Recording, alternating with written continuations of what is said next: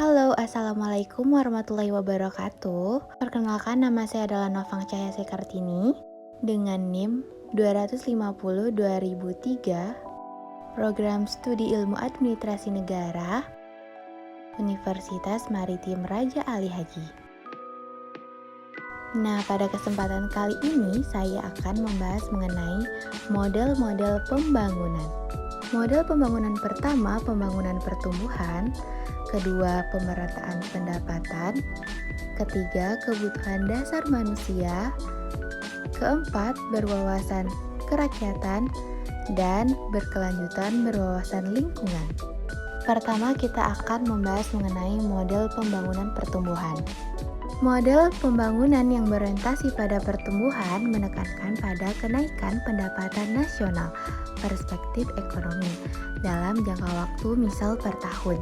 Tingkat pertumbuhan ekonomi tersebut akan secara langsung mempengaruhi penyerapan tenaga kerja. Selanjutnya, model pemerataan pendapatan. Nah, pada model ini, pemerataan pendapatan merupakan usaha yang dilakukan oleh pemerintah agar pendapatan masyarakatnya terbagi semerata mungkin di antara warga masyarakat. Model kebutuhan dasar manusia.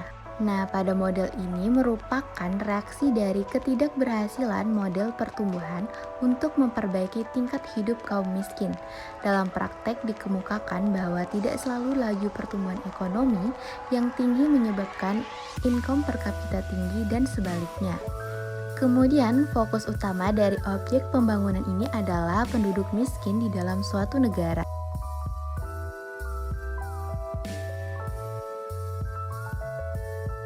Manifestasi model pembangunan ini adalah pemenuhan kebutuhan pokok seperti kesempatan kerja dan berusaha, pemberantasan kelaparan dan kekurangan gizi, dan lain sebagainya. Model selanjutnya yaitu model berwawasan kerakyatan. Nah, model ini menekankan kepada kesulitan manusia mengidentifikasi proses-proses sosial yang tidak manusiawi sehingga mendorong agar manusia dapat menghasilkan sesuatu yang kreatif, menjadikan dinamika dan penggerak pembangunan, menghasilkan produk dari kearifan lokal, inovasi, dan daya kreasi manusia. Nah, sebenarnya apa sih yang membuat orang menjadi kreatif?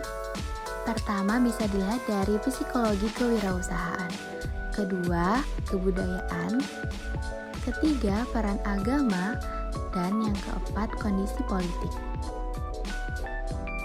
Model terakhir yaitu model berkelanjutan berwawasan lingkungan, di mana model ini mengatasi kelemahan dari model yang lain. Pertama, munculnya kerasukan manusia mengejar materi, kemudian kesenjangan antara si miskin dan si kaya, kemudian kemiskinan semakin besar, kerusakan bersifat ekologis, penyusutan SDA, dan lain sebagainya. Namun, inti dari model ini adalah upaya yang sadar dan terencana yang memadukan lingkungan hidup termasuk SDA ke dalam proses pembangunan untuk urusan masa sekarang dan masa depan. Baiklah, demikian penyampaian video kali ini. Thank you. See you next time.